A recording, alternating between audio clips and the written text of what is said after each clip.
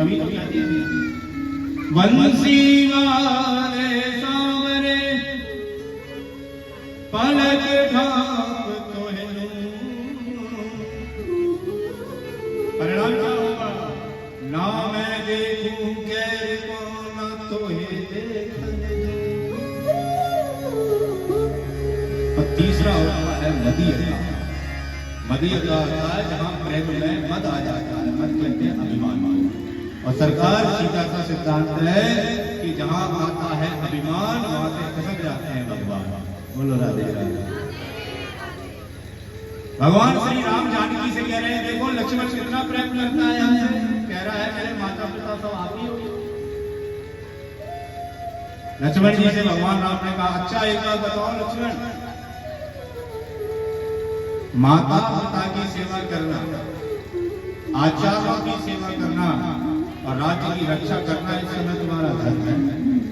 और अगर धर्म से मुंह मोड़ लोगे तो तुमको पतित होना पड़ेगा।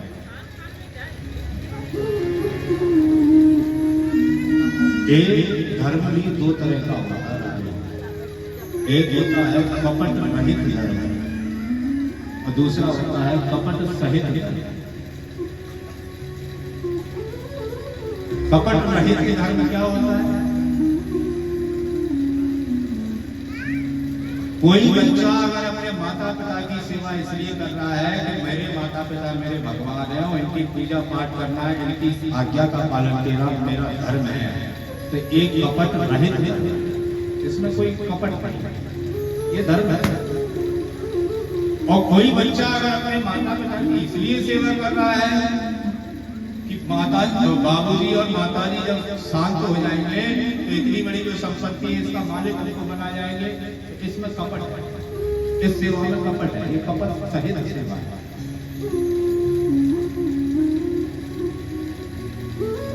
राम जी कह रहे हैं लक्ष्मण इन धर्म लोक जगत में मृत्यु लोक में जन्म लेने के बाद लोक व्यवहारिकता का अनुसरण करके जीवन को धर्म से जोड़ करके परम लक्ष्य की प्राप्ति यानी कि परम धर्म तक पहुंचा जा सकता है। और यही जीव का परम धर्म है। जीवन तो तत्व जिज्ञासा। व्यक्ति को पिपासु होना चाहिए, जिज्ञासु होना चाहिए। ज्ञान किसी उम्र का मोहताज नहीं होता है। कभी कभी घर का छोटा बच्चा है कहीं सुंदर बात कर देता है कि घर का बुजुर्ग भी नहीं कर सकता, लेकिन हम उसकी बातों को बाल स्नेह में टाल देते हैं। ध्यान रखना, जब उस बालक की बात का समय प्रकट होता है तब बोध होता है महाराज जी बच्चा सही कह रहा था एकदम उस समय। लेकिन अब बचता है होत का जब चिड़िया चढ़ गई।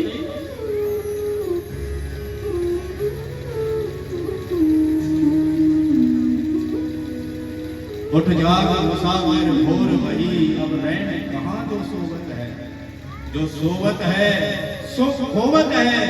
प्रभु जी जो जागत है सो ही पावत है। हमको किस अवस्था में जीवन मिला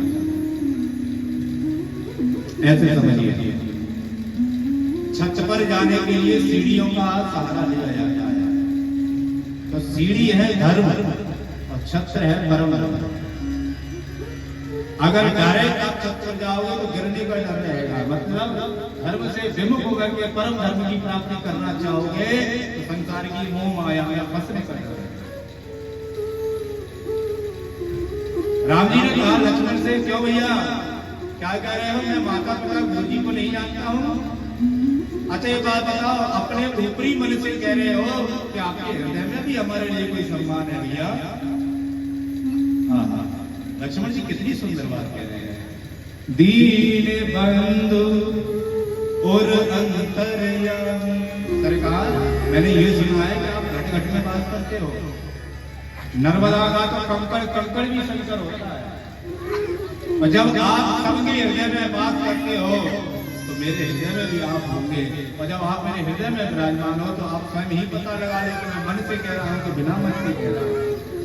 राम जी ने कहा अच्छा ठीक है जाओ माताओं की आज्ञा ले आओ। लक्ष्मण जी कौशल्या की आज्ञा ले आए। तब राम जी ने जानकी से कहा जानकी देखो अभी कह रहा था कि माता पिता मैं गुरु किसी को नहीं जानता हूं, तो मेरी आज्ञा किसकी लेने गया?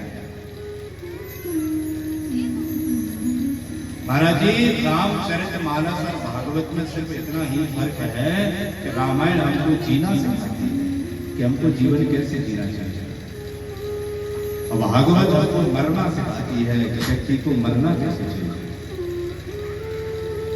परीक्षित का यही प्रश्न था, प्रियमान पुरुष का परम धर्म क्या होता है? जिस व्यक्ति की मृत्यु 7 दिन में हो जाए उसकी मुक्ति का साधन क्या है? तो भागवत हमको मरना सिखाती है। तो ये था पुत्र धर्म।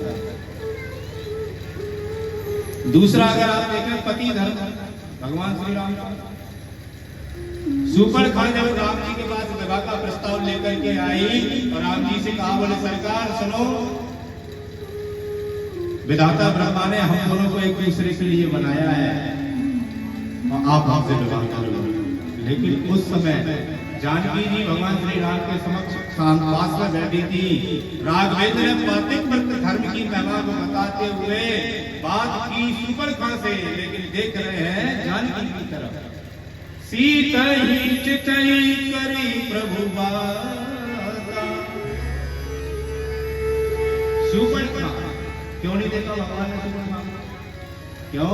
क्योंकि भगवान कह रहे हैं कि निर्मल मन जन सो मोहि पावा, जिसके हृदय निर्मल है वही मुझे प्रिय है। और सुपर्णखा क्या है? सुपर्णखा मूल में तो राक्षसी है, वंश खराब, खान पान खराब, खानदान खराब। और दूसरी बात, जो सुंदरी बन के आई है वो सुंदरी है नहीं, है तो राक्षसी। जो है नहीं वो दिख रही है, जो दिख रही है वो है नहीं। और भगवान कह रहे हैं निर्मल मन जन सो मोहि कपट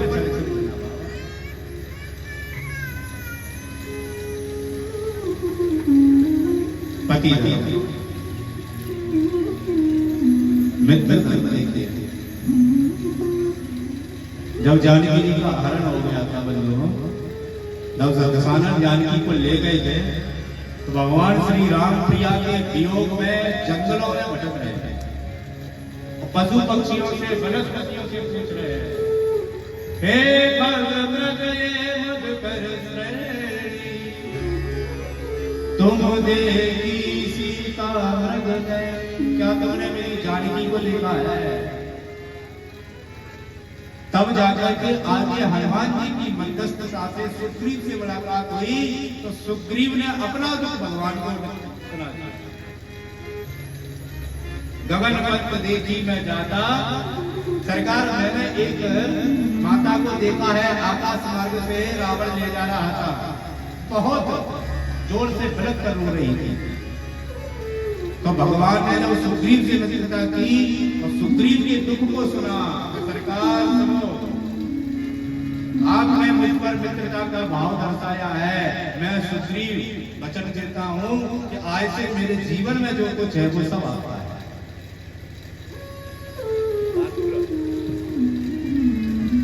सब कुछ आपका है। ये बात कब कह रहा है?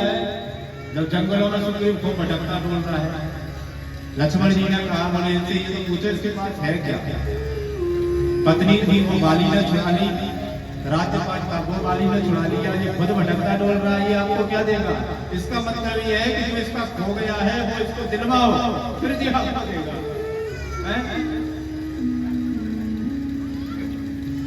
सुग्रीव ने कहा, सरकार, जिसके जीवन में राम आ जाए, अगर उसके जीवन में भी आराम नहीं आए तो फिर राम किसका?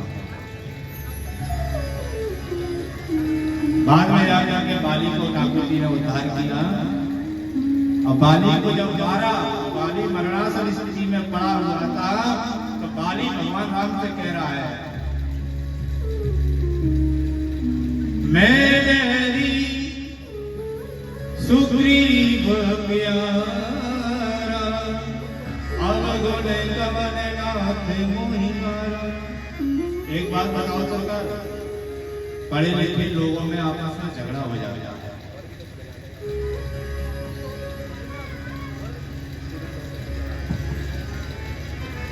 पढ़े लिखे लोगों में आपस में झगड़ा हो जाता है। और मैं और सुग्रीव, मैं और सुग्रीव तो बंदर जाति के हैं, हम वानर आपस में लड़ गए, कौन सी बड़ी बात है? लेकिन मैंने आपका क्या बिगाड़ा है जो मुझे छुप कर मार दिया और सुग्रीव को मित्र बना दिया?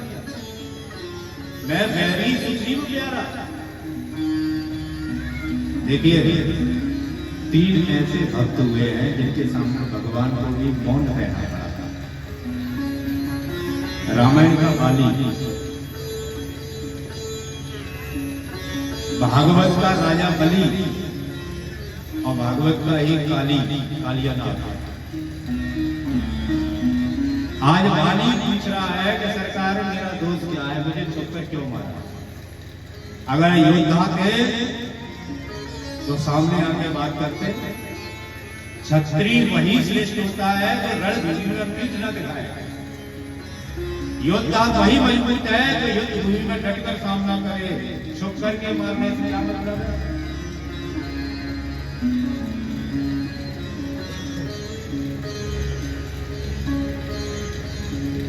तारा की ज्योति में चंद्र छुपे नहीं, सूर्य छुपे नहीं, मावस आए।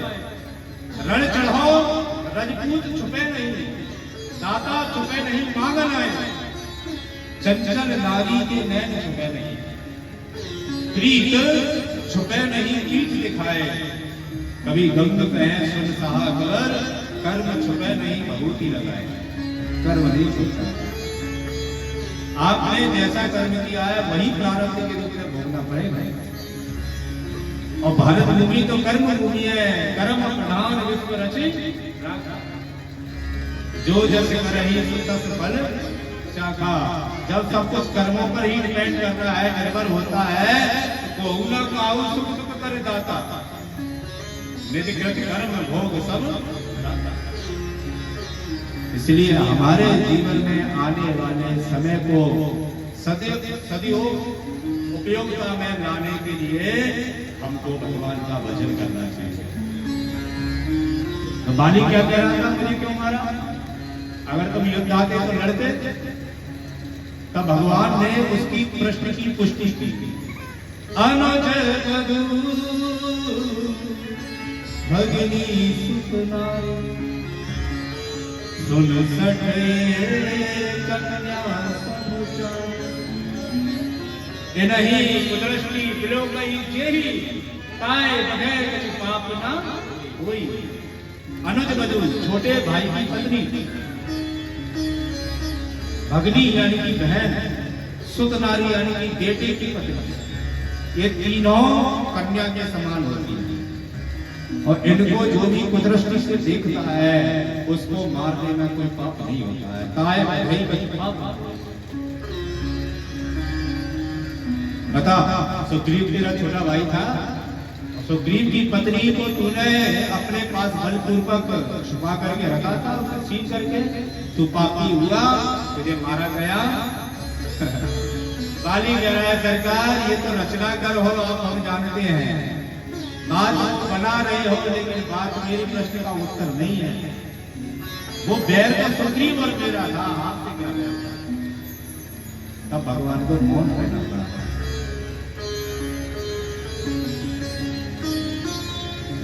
ये तीनों कन्या के समान होती है। कन्या किसको कहते हैं? कई लोगों को तो अभी ये शायद बता भी नहीं हो कि कन्या कितने साल की बच्ची को कहा जाता है। कितने वर्ष की बच्ची को कहते हैं कन्या, पता है आपको? 1 से 5 वर्ष तक की जो बच्ची होती है बिटिया, उसको कन्या कहा जाता है। क्यों? क्योंकि इस अवस्था के बीच में वह दुनिया के विकारों से विमुक्त रहती है। स्त्री पुरुष के भेद को नहीं जानती है, और जो विकार युक्त है, विकारों से मुक्त है, वही तो भगवती है। तो 1 से 5 वर्ष की आयु की बिटिया को कन्या कहते हैं। 5 से 10 वर्ष तक की जो अवस्था होती है उसको कौगंड अवस्था कहते हैं शास्त्र के अनुसार। 10 से 15 वर्ष की जो अवस्था होती है जिसको किशोरी कहते हैं, और 16 से उसकी संज्ञा युवतियों में हो जाती है। नवरात्रियों में कन्याओं का भोजन कराते हैं ना, और ऐसी ऐसी कन्याओं को न्योता दे देते हैं कि जो खुद गोद में 2 कन्या लेके आएंगी। तो ऐसी कन्याओं का भोजन नहीं लगता है। श्रीमद् भागवत महापुराण को कराने की विधि होती है। लोग ये कहते हैं कि महाराज जी कथा में खर्चा कितना होता है। एक कन्या के धन में, एक बिटिया के विवाह में जितना धन खर्च होता है उतना भागवत में करना चाहिए। एक दूसरा, कम से कम व्यास पर एक गुरु से परंपरागत करा हुआ व्यास, वो भी ब्राह्मण शरीर, उसको नियुक्त करना चाहिए। भगवान का हरिनाम संकीर्तन होता रहे, इसके लिए दिव्य गंधर्वों की याचना करना चाहिए। एक आचार्य जी को नियुक्त करना चाहिए जो आपके देवताओं का आह्वान करा करके पूजा पद्धति को पूर्ण कराए। एक पंडित जी होना चाहिए जो दुर्गा सरस्वती महाशक्ति की उपासना यजमान के संकल्प को लेकर के उसके निमित्त करे। आज संकल्प किया जाता है ब्राह्मणों का। दूसरे पंडित जी जो वर्ण के रूप में बैठते हैं, भागवत का सिद्ध मंत्र है ओम नमो भगवते वासुदेवाय, द्वादश अक्षर मंत्र का जाप करना चाहिए। इससे 7 दिन के मध्य उस कार्यक्रम में कोई विघ्न ना आए, इसलिए इसे जाप को किया जाए। अंत में जाकर यज्ञ नारायण के मुख में आहुति देने के बाद सुंदर भंडार की शांति करना चाहिए। अब देखिए भंडारा करना होना चाहिए। 50,000 आदमी को भोजन कराने से या 1 लाख आदमियों का भंडारा करने से कोई धर्म से इसका कोई लेना देना नहीं है। भागवत में 18,000 श्लोक है, मतलब 335 अध्याय और 12 स्कंद है। तो 12 स्कंद के अनुसार कम से कम 12 ब्राह्मणों का भोजन होना चाहिए। 5, 7, 9 इतनी कन्याओं का भोजन होना चाहिए। तो जो फल 1 लाख लोगों को भंडारा खवाने से लगेगा, वही फल उन ब्राह्मणों को कन्या के भोजन से यजमान को लगेगा। देखिए, आप 50,000 लोगों का भंडारा करो, ये तो आपका पर्सनल व्यक्तित्व है जो समाज को दर्शा रहे हैं। इससे धर्म का तो कोई लेना देना है नहीं। और कई लोगों की तो इसी कारण धर्म छूट जाता है कि महाराज जी भंडारा बहुत बड़ा होता है, खर्चा बहुत होता है। नहीं, लेकिन क्या है ना, हम आपको बताएं, इसलिए संगत अच्छे लोगों की करना चाहिए। कोई ले रहा है, कोई दे रहा है, महाराज जी बीच वाले वैसे ही मजा ले जाते हैं। अभी जब मैं आया था यहाँ ट्रेन में, तो एक बच्चों का आया, उसने कुछ धन की याचना की। मैंने कहा भाई मेरे पास तो नहीं। ऊपर की सीट पर आचार्य जी विश्राम कर रहे थे, तो आचार्य जी ने हमें बोल दिया, बोले महाराज जी लो इसको दे दो। तो मैंने इनसे लेकर इसको दे दिया। अब वो हमको बड़ा आशीर्वाद देने लगा। मैंने कहा भैया बेटा ये पैर पीछे करो, यहाँ भागवत भगवान बैठे हैं, आप पैर कर लो, बोलो राधे राधे। मैं वो मुझे बड़ा आशीर्वाद देने लगा। मैंने कहा भैया ये मैंने नहीं दिया है, जिसने दिया है उसको तो आशीर्वाद। किसने दिया है? मेरे तो ऊपर वाले ने दिया है। अच्छा, वो समझा कि उस ऊपर वाले ने दिया है। अरे बोले महाराज जी ऊपर वाला ही सबको देता है। देनहार कोई और है, जो देवत है दिन रहे, लोग भरम हम पर करे, जासे नीचे गए। मैं दुनिया को चला रहा हूं, ये भ्रम है। दुनिया चलाने वाला तो कोई और है। जितनी चाबी भरी नाम ने उतना चले खिलौना नहीं, क्योंकि जीवन भी तो उसी के हवाले है। ये जीवन किसका दिया हुआ? भगवान। आपने कठपुतली देखी है?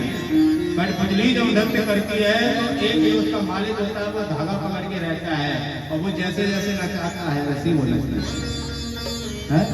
और हमने भगवान के हाथ की कठपुतली है, सबई बचावत राम गोसाई। मेरे साथ आइए।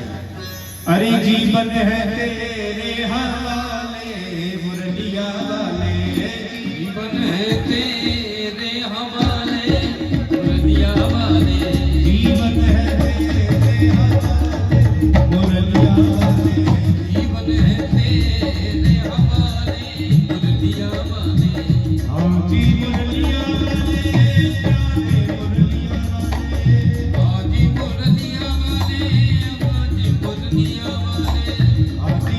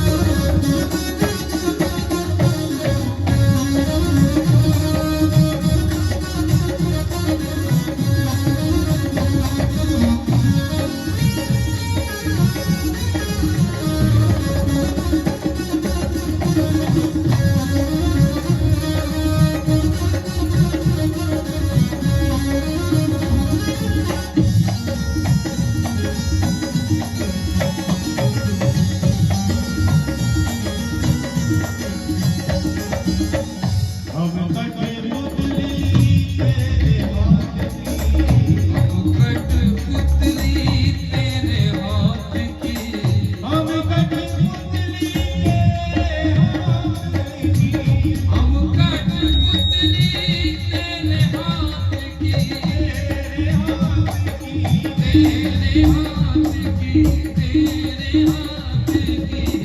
हम कठपुतली तेरे हाथ की, हम कठपुतली तेरे हाथ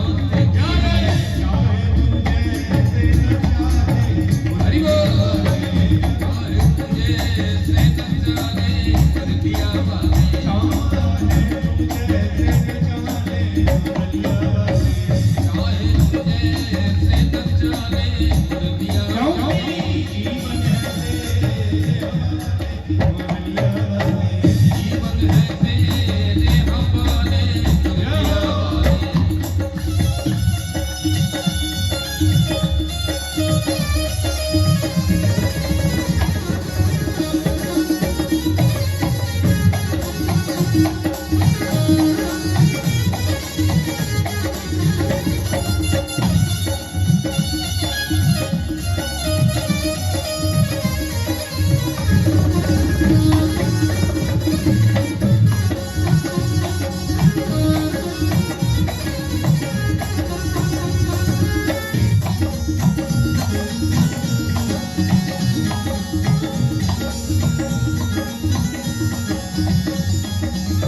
अपने चरण का दास बना ले, अपने चरण का दास बना ले।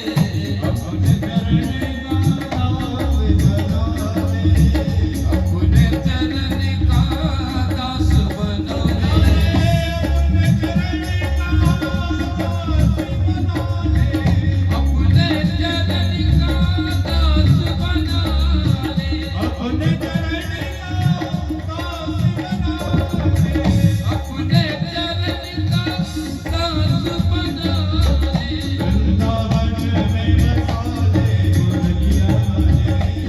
वृंदावन में बसा ले मुरलिया वाले, वृंदावन में बसा ले मुरलिया वाले। वृंदावन में बसा ले मुरलिया वाले। वृंदावन में बसा ले इसलिए पुकारिए,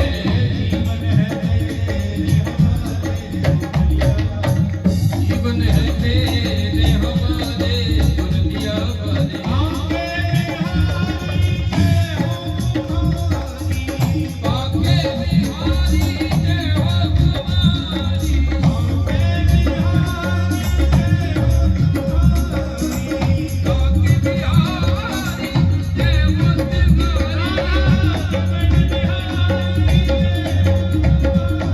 राधारमण बिहारी जय हो तुम्हारी। वृंदावन के बिहारी जय हो भाई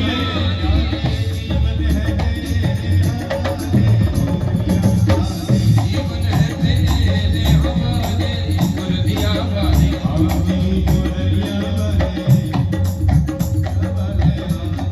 मुरलिया वाले, मुरलिया वाले, मुरलिया वाले, मुरलिया वाले।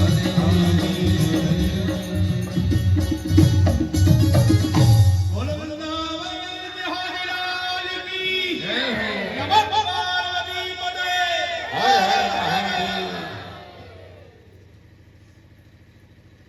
बिहारी जी की महफिल को बिहारी जी ही सजाते हैं। ऐसे आयोजन, ऐसे भगवान का भजन वही कर पाते हैं जिनसे बिहारी जी करवाते हैं।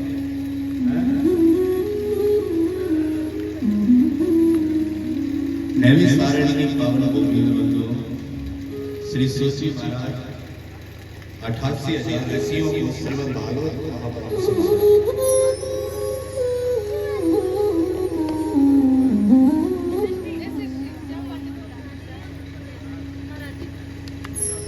आज श्री सोनम जी महाराज ने 6 प्रश्न किए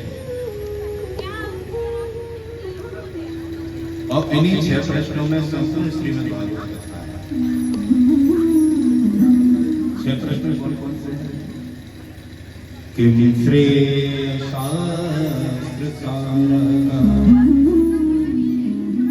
सो अवतारे प्रयोजन,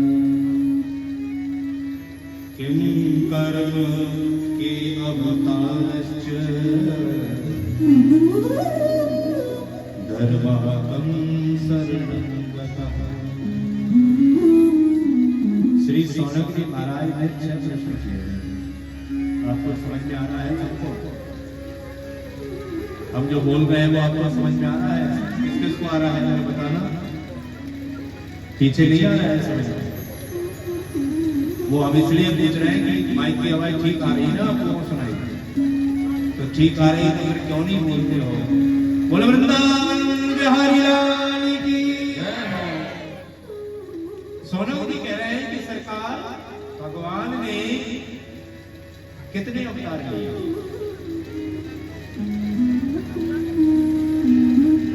और भगवान कर्तुम अकर्तुम अन्यथा समर्थः, जब होनी को अनहोनी अनहोनी को होनी कर दे ऐसे विधाता है, तो फिर भगवान धरती पर अवतार क्यों लेते? जब घर बैठ करके ही घर बैठ कर ही टेलीफोन से सारे बाजार के काम हो सकते हैं, तो फिर बाजार जाने की क्या जरूरत है? तो भगवान बैकुंठ में बैठकर ही सृष्टि को चला सकते हैं, तो ठाकुर जी अवतार क्यों लेते हैं? और अगर अवतार लेते हैं तो कितने अवतार लेते हैं? किम कर्म के अवतार सुना है भगवान धर्म की रक्षा के लिए अवतार लेते हैं। और जब धर्म की रक्षा परमात्मा कर लेते हैं अवतार लेकर, तो अंत में जब भगवान अपने निज धाम चले जाते हैं तो धर्म तम शरणं गतः। धर्म किसकी शरण में जाता है? ये 6 प्रश्न है, इन्हीं 6 प्रश्नों में संपूर्ण श्रीमद् भागवत कथा है। श्री सूत जी कहते हैं, सोनक जी सबसे पहले हम अपने गुरुदेव का ध्यान करें, क्योंकि किसी भी कार्य को प्रारंभ करने के लिए सबसे पहले प्रथम पूजन जो होता है वो भगवान गणेश का होता है। तदुपरांत आपके गुरु जी का पूजन होता है। भगवान गणेश का ध्यान करके सूत जी ने अपने भगवान श्री गुरुदेव सुखदेव जी का ध्यान किया। यम प्रव्रजंत मन में तम द्वैपायन बिरह का पर आजुहावा। सरकार, ये सुखदेव जी कौन है? ये सुखदेव वह है जिन्होंने माँ के गर्भ में से 12 वर्ष बाद प्रकट हुआ और नालक छेदन संस्कार भी नहीं हुआ। हमारा जी नाले को तोड़कर कंधे पर डाल करके ही जंगल में प्रवेश पा गए। ये वो श्री जी कहते हैं कि सुखदेव जी कौन है भाई, आपके गुरु जी कैसे हो? तो यहाँ पर के सुखदेव जन्म की कथा। एक बार श्रीमन नारद तीनों लोगों में भ्रमण करते करते कैलाश पर पहुंच गए। नारायण नारायण नारायण। और जैसे ही कैलाश पर्वत पर पहुंचे, पार्वती मैया ने स्वागत किया। बेटा नारद, बड़े दिनों में आना हुआ है, इतने दिन से कहाँ थे? नारद जी ने कहा, भैया हमने गृहस्थियों के घर में आना जाना बंद कर दिया है। क्यों? बोले जहां जाकर के देखो वहीं दुखी बैठे लोग।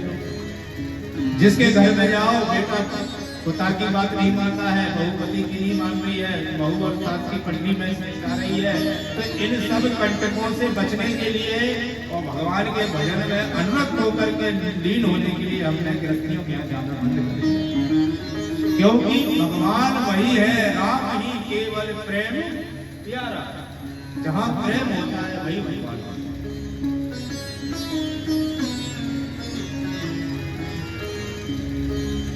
और जहां प्रेम नहीं है नारद नहीं जाते। नारद का अर्थ क्या होता है?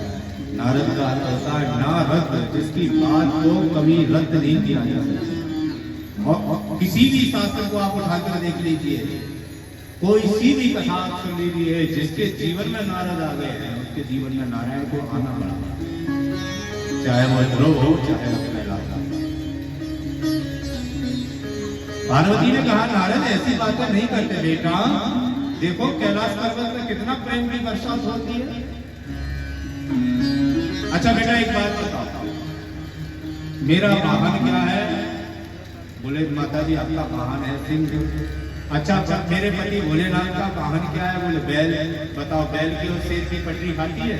नहीं खाती। और हमारे कैलाश पर्वत पर दोनों प्रेम से रहते हैं, ये प्रेम नहीं मिलता है। बताओ नारद, भोले बाबा के गले में क्या है? बोले माता जी सर्प। अच्छा और मेरे पुत्र कार्तिकेय का वाहन क्या है? बोले मयूर। मोर की और सांप की बिल्कुल नहीं पड़ती है, यहाँ दोनों प्रेम से रहते हैं। और तुम कह रहे हो प्रेम नहीं करते? अरे नारद बेटा, सबसे गोपनीय वस्तु होती है गुरु मंत्र, जो कभी किसी को नहीं बताया जाता। और मेरे भोलेनाथ हमसे इतना प्रेम करते हैं कि हे अपना गुरु मंत्र भी हमको बता देते हैं। बताओ ये प्रेम नहीं? और चलो नारद, जब मेरे मूल महादेव समाधि में रहते हैं और समाधि में वो भगवान के जिस स्वरूप का दर्शन करके हैं उस स्वरूप की छवि को भी मुझे बताया, ये प्रेम नहीं? तो नारद जी ने कहा माता जी, जब भगवान आपसे इतना प्रेम करते हैं तो भोलेनाथ ने आपको वो बात जरूर बताई होगी। कौन सी बेटा? बोले महादेव के गले में जो मुंडों की माला है उसमें किसके मुंड है? अब तो माता जी हाथ पर हाथ रख के कहे बेटा वो ये बात तो नहीं बताई।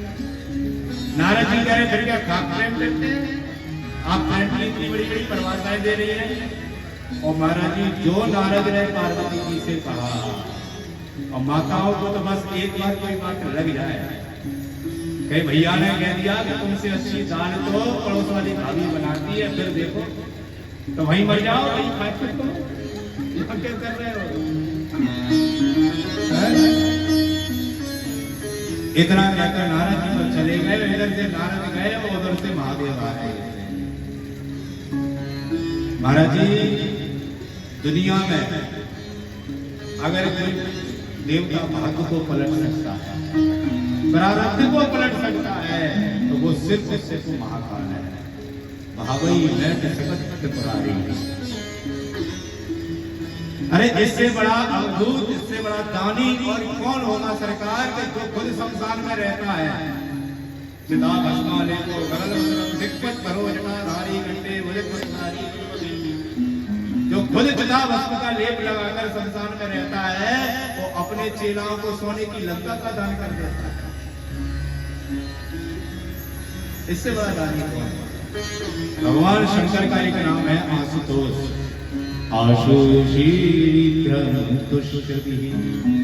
मतलब तुरंत प्रसन्न हो जाएगा। एक चोर था, वो भगवान शंकर के मंदिर में दर्शन करने गया शिवलिंग का। तो देखिए शंकर भगवान के मंदिर में अधिकांशतः दरवाजे तो होते नहीं, क्योंकि शमशान से कोई क्या ले जाएगा। दर्शन करने में गया तो क्या देखता है कि भगवान शंकर की शिवलिंग के ऊपर सोने की घंटी लटक रही थी। चोर की नजर पड़ गई।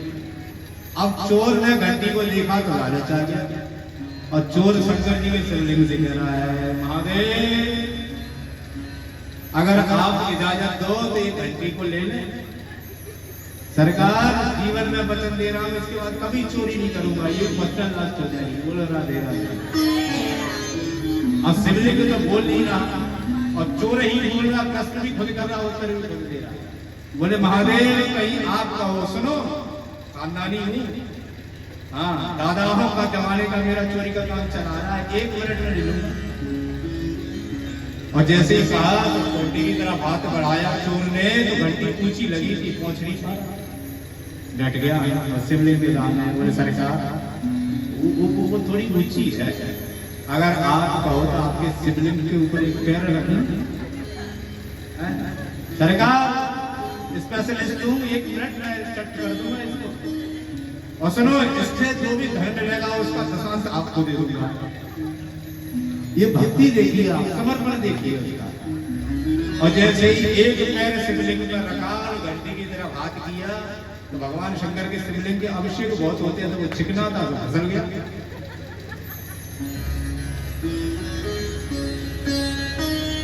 नीचे बैठ गया। बोले सरकार सुनो, अगर आप कहें तो ये कौन कर रखना। 1 मिनट में ही उतार लूंगा। और महाराज जी वर्णन आता है कि उस चोर ने शिवलिंग के ऊपर खड़े होने के लिए जैसे ही दोनों पैरों को रखा तो उसी शिवलिंग से महाकाल प्रकट हो गए। बोल महाकाल राजा की। और जो शंकर जी का स्वरूप देखा वो चोर घबराया। अरे सरकार बोले हम खाई तो भाई आगे खाए तो हम तो भाई अब नहीं खाएंगे, अब नहीं आएंगे, नहीं चोरी चोरी करेंगे, हमें माफ कर दो। भगवान शंकर कह रहे मेरे बेटा परम पुनियात वरदान मांगो। और चोर कह रहा बोले सरकार मैं तो चोरी करके आया, वरदान किस बात का? बोले तुम तो मेरा सच्चा भक्त है। क्यों? अरे बोले कोई आता है तो कोई भांग चढ़ाता है, कोई दूध चढ़ाता है, कोई धतूरा चढ़ा देता है, और कोई हैंडपंप का ही पानी चढ़ा देता है। और तू मेरा कितना बढ़िया भक्त है, पूरा की पूरा ही चढ़ गया। इतने दयालु है। डमरू वाले शिव दातार के आगे तू मांग ले वरदान उस सरकार के आगे। राम ने रामेश्वर जाकर करी शंकर की हत्या। इस दुनिया में शिव से बड़ा ना कोई दयालु है दूजा। देते हैं वरदान अब के और कब के। तू मांग ले वरदान उस दातार के आगे। बोल शंकर भगवान की। अब शंकर जी आ रहे थे और नारद जी जा रहे थे। नारद जी ने कहा वो बाबा माता जी याद कर रही है। हाँ भगवान शंकर समझ गए नारद तुम आए हो तो नहीं भी कर रही होगी तो करने लग जाएगी। और जैसे ही शंकर जी अंदर पार्वती माँ के पास गए और पार्वती माता का महाराज जी 440 वोल्ट। अच्छा भगवान शंकर माता पार्वती को दाक्षायणी कहकर संबोधित करते थे। क्यों? क्योंकि दक्ष की बिटिया है तो पिता का नाम साथ में जोड़कर जब पुत्री को बुलाया जाता है तो पुत्री को बड़ा अच्छा लगता है। भगवान भोलेनाथ ने कहा दाक्षायणी। और जैसे ही दाक्षायणी सुना तो माता पार्वती ने कहा बोले हम आपसे बात नहीं करेंगे। क्यों? बोले आप तो कपटी है कपटी। भगवान करे राम राम हमसे कपटी कह रही हो, हमने ऐसा क्या कपट कर दिया? बोले आप हमसे बात छुपाते हैं। बोले देवी मैंने क्या छुपाया है? अरे सबसे गोपनीय तो गुरु मंत्र होता है वो भी हम आपको बता दिए है तो आप कह रहे कपटी है। बोले अच्छा एक बात बताओ आपके गले में जो मुंडों की माला है इसमें किसके मुंड लगे हैं? भगवान शंकर समझ गए कि नारद ने गड़बड़ कर दिया। तब भगवान शंकर ने कहा सती वो पार्वती देखो किसी व्यक्ति का एक विवाह हो जाता है तो एक के चक्कर में ही 84 का चक्कर लगाता रहता है। और हम आपसे इतना प्रेम करते हैं कि जब आपने हमसे विवाह करने के लिए दृढ़ संकल्प किया था बरहु समुन्नत रहूं कुमारी। बरोगी तो भोलेनाथ को ही बरोगी नहीं कुमारी है। आपके उस संकल्प से हम इतना प्रेम कर बैठे कि जब आप अपना शरीर छोड़ देती हो तो शमशान में जाकर आपकी खोपड़ी को ले आते हैं और अपनी माला में पुरो लेते हैं। जितने सर है ये किसी और के नहीं है आप ही के हैं। इतनी बार आप जन्म ले चुकी हो तो इतनी बार आप शरीर छोड़ चुकी हो। पार्वती ने कहा फिर तो आप महाकपटी हो गए। क्यों? बोले आपने कौन सी ऐसी जड़ी बूटी पी रखी है जो हमको ही शरीर छोड़ना पड़ता है? भगवान शंकर ने कहा देवी मैंने अमर कथा का पालन किया। तब सती के निवेदन पार्वती के निवेदन करने से भगवान ने अमर कथा सुनाई। डमरू का निनाद किया और कैलाश पर्वत पर जितने पशु पक्षी थे सब पलायन कर गए। बंधुओं एक सुख था। तोते का एक अंडा था जो महादेव की पीठ के पीछे पड़ा रह गया था। माता सती पार्वती ने जब अंडे को देखा तो उसमें जीव नहीं था तो माता मां होती है भैया दुर्गा सरस्वती। कुपत पुरो जाए में पचत भी कुमाता ना भाती। पूत कपूत हो सकता है मां कभी कुमाता नहीं। मां ने उस सुख के अंडे को छोड़ दिया। भगवान शंकर ने कथा सुनाई। 5 दिन कथा भगवती सुन पाई। उसके बाद निद्रा में शयन कर गई और जो ओम का उच्चारण था वो उस अंडे से एक तोता प्रकट हो गया, शोक करने लगा। अंतिम दिन जब भगवान शंकर ने कथा को विश्राम करके जो जोर से जयकारा लगाया, बोल भागवत भगवान की, तब जाकर के माता पार्वती की निद्रा खुली। और पार्वती ने कहा को गोपियों से उद्धव क्या कह रहे थे? भगवान भोलेनाथ ने कहा, देवी तो हम 3 दिन पहले की कथा में सुना चुके हैं। पार्वती ने क्षमा याचना की, भाई जो भगवान सरकार में सो भोलेनाथ ने कहा तो फिर ओम कौन बोल रहा था? दृष्टिपात किया तो उस तोते पर दृष्टि पड़ी, तोता घबरा गया, भागा। आगे आगे सुख भाग रहा है, पीछे भोलेनाथ भाग रहा है। वह सुख जाकर के बद्रिका आश्रम में, बद्रीनाथ से कुछ दूरी पर ऊपर एक गांव है जिसको बोलते हैं माला, भारत का अंतिम गांव है। वहीं सरस्वती माता के तट, नदी के तट के किनारे व्यास जी का आश्रम है, आज भी है। उसको व्यास, वैसे उसका नाम है सम्यक प्रास, और उसको ही व्यास गुफा बोला जाता है। जो 4 धाम करने यात्रा करने जाते हैं उन्होंने देखा होगा। यहाँ बद्रीनाथ की यात्रा किसने की है? जरा हाथ खड़े करके बताना। व्यास गुफा का दर्शन किया है? आगे माना गांव में, भारत का अंतिम, वहां एक चाय की दुकान भी है, उसमें लिखा है भारत की अंतिम चाय की दुकान। सरस्वती नदी तट के किनारे व्यास जी की पत्नी जो थी पिटका महारानी, अपने दैनिक दिनचर्या से निवृत्त होकर चौपाई दे रही थी, तो वह सुख आया और उड़ करके मुख के माध्यम से माता के गर्भ में चला गया। पीछे से भगवान शंकर आए, व्यास जी ने स्वागत किया।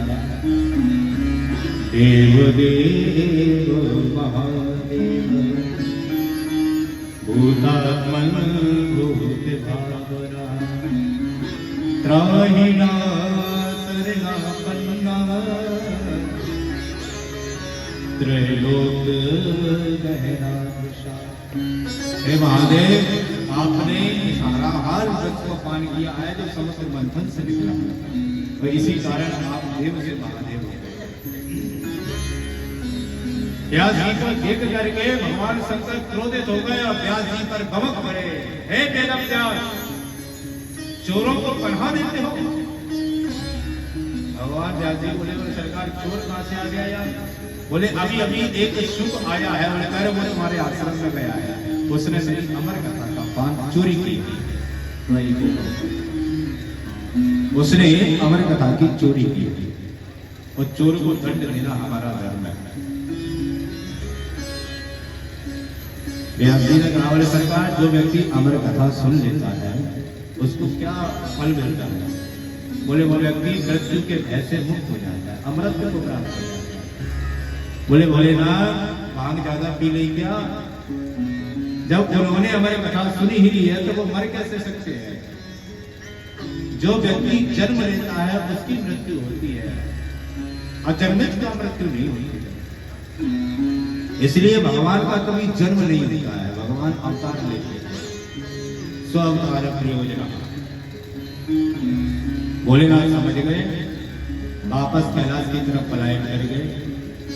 आज 12 वर्ष के बाद पिटका महारानी ने व्यास जी से कहा, सरकार, हमें ऐसा लगता है कि मेरे गर्भ में कोई दिव्य महापुरुष है,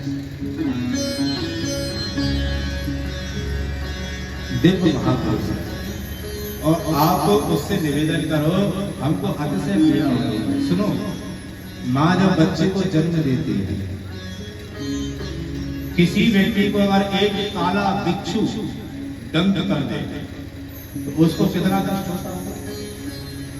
ऐसे ही 10,000 काले बिच्छू एक बार में एक व्यक्ति को अगर दंशन कर दे, उतना कष्ट जब उस व्यक्ति को होगा ना, उससे भी 10 गुना ज्यादा कष्ट माँ को बच्चे को जन्म देने में होता है। साइंस तो इस बात को कहता है कि जब माँ बच्चे को जन्म देती है तो बच्चे का जन्म तो होता ही है, बल्कि माँ का भी पुनर्जन्म होता है। इसलिए व्यक्ति के ऊपर 3 ऋण होते हैं, मातृ ऋण, पितृ ऋण और ऋषि ऋण। व्यक्ति ऋषि ऋण से मुक्त हो सकता है, पितृ ऋण से मुक्त हो जाएगा। जब व्यक्ति पिता बन जाता है तो वह पितृ ऋण से मुक्त हो जाता है। लेकिन मात्र ऋण से मुक्त नहीं होता।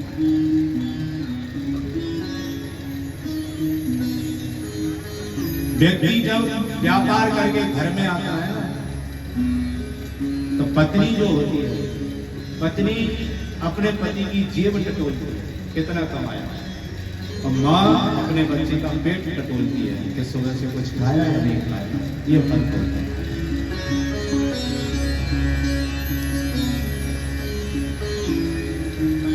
व्यास जी ने बिटका महारानी के गर्भस्थ शिशु से निवेदन किया, बेटा तुम बाहर आ जाओ, तुम्हारी मैया को कष्ट है। तो गर्भस्थ शिशु गर्भ से ही आवाज आ गई, पिताजी मैं बाहर नहीं आऊंगा। क्यों?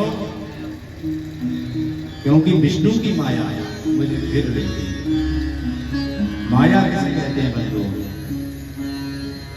माँ माया, माँ माने है या माने नहीं। जो है उसको गायब करते हो, जो नहीं है उसको सामने रखते हो, इसी को नाम माया है। अब माया इसको भी बोलते हैं, इसको समझते हैं, सब समझते हैं इसको तो। हाँ, जिंदगी भर व्यक्ति पैसा के पीछे हाय हाय करके डूबता रहता है, जिंदगी हाय हाय सा। और पैसा जरूरी है, देखिए, क्योंकि पैसे के बिना तो कुछ भी नहीं होता। आवश्यक पैसा कितना कमाना चाहिए? पैसा उतना कमाओ कि साईं इतना दीजिए जहां मैं कुटुंब समाये, मैं भी भूखा ना रहूं और साधु ना भूखा जाए। बस गृहस्थी को इतनी जरूरत है। और हम लोग दिन भर, एक व्यक्ति को है जो दिन भर जागता है पैसा कमाने के लिए और रात भर जागता है सिर्फ छुपाने के लिए। सब कुछ होने के बाद भी चैन की नींद नहीं लेता। और एक व्यक्ति को है जो दिन भर मजदूरी करता है, 100 रुपए कमाता है, 50 का अपने घर गृहस्थी का सामान ले जाता है, और 50 रुपए को अपने की जेब, कुर्ते की जेब में रख करके तान दुपट्टा खर्राटे में जाता है 8 घंटे। बताइए सुखी कौन है? वो अमीर ज्यादा या वो मेहनती? वो मेहनती। जो व्यक्ति पसीना बहाता है, शांति उसी के जीवन में आती है। जनक जी को जानकी जी ऐसे नहीं मिल गई थी। जनक ने जब खेत में हल चलाया, और जब हल चलाने से शरीर पर पसीना छाया, जब मेहनत की, परिश्रम की, तो परिश्रम का प्रसाद जानकी रूपी शांति के रूप में जनक को मिला। इसलिए परिश्रम, आवश्यकता से अधिक संग्रह करना कष्ट को जन्म देना होता है। लेकिन पैसा कमाना भी जरूरी है। पैसा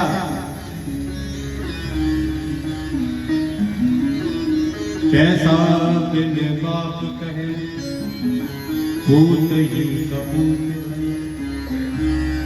पैसा बिन देवता न करते सहाय।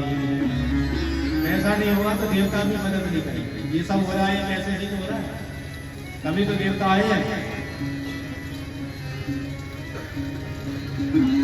पैसा बिन भगनी पास, पैसा बिन यार पास।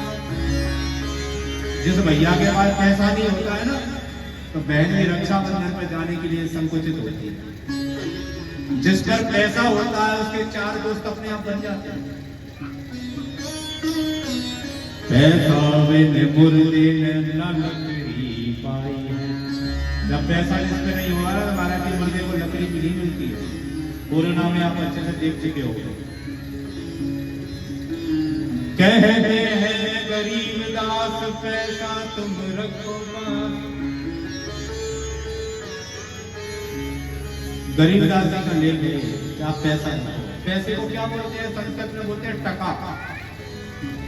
और देखो शास्त्र भी कह रहा है, टका धर्म टका कर्म टका ही परमं धर्म, तेज रहे टका नास्ति आई टका टकायते।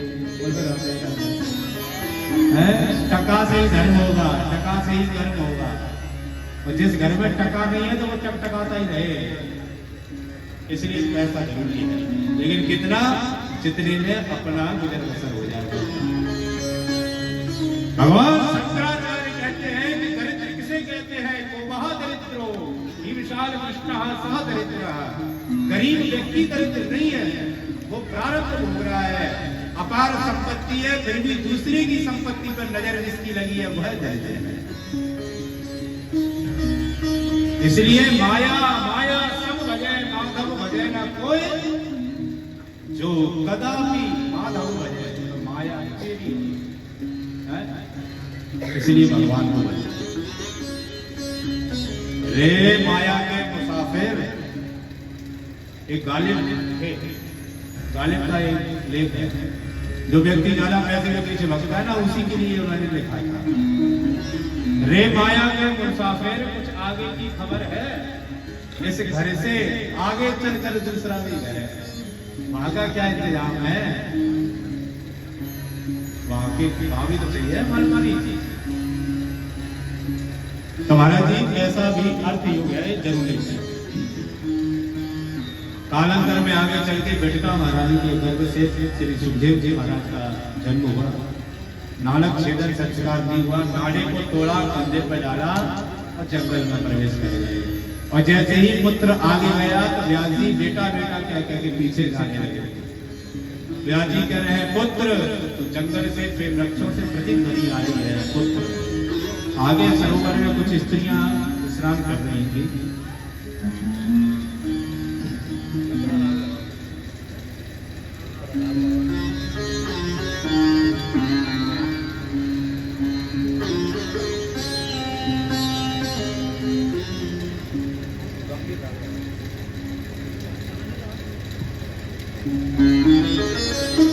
जैसे ही स्त्रियां स्नान कर रही थी, सुखदेव जी सरोवर के ऊपर से गए तो स्त्रियों ने वस्त्र नहीं पहने और पीछे व्यास जी आए। व्यास जी को देखकर स्त्रियों ने वस्त्र पहने। व्यास जी ने कहा बेटा, मैं तुम्हारी पिता की उम्र का हूँ, मुझे देखकर तुम वस्त्र पहन रही हो। अभी अभी मेरा जवान बेटा यहाँ से निकला है, उसको देख करके वस्त्र नहीं पहने। तब गोपियों ने स्त्रियों ने कहा कि व्यास जी आपको नहीं पता, आपका बेटा निर्विकार है, वो तो साक्षात अवधूत है, जो स्त्री पुरुष के भेद को नहीं जानता है।